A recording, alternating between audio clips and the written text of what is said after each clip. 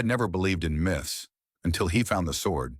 Buried in the dirt behind his school, the blade shimmered with strange symbols. The moment he touched it, lightning cracked overhead. A voice echoed in his head. "You are the last son of Perseus." Suddenly, monsters from Greek mythology weren't just stories. A manticore ambushed him on the way home. A harpy tried to snatch his backpack, but Leo was fast, smart, and the sword felt like it knew what he needed.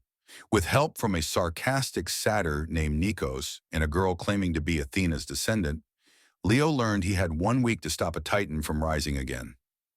No pressure, homework, sports, and now ancient evil.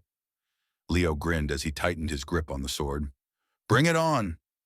After all, who wouldn't want to be a hero, even if it meant fighting monsters before math class?